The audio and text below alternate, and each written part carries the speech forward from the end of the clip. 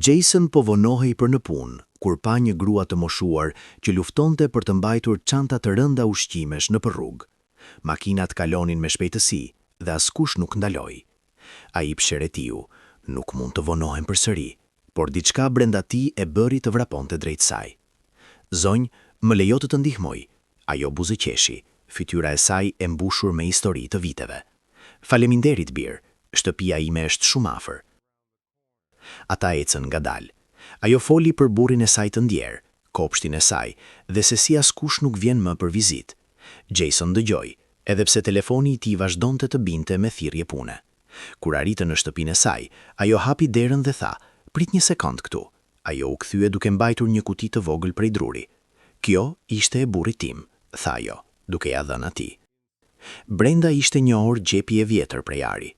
Ai gjithmonë besonte se njerëzit e mirë meritonin kohë të mirë, dhe sot më dhe tënden.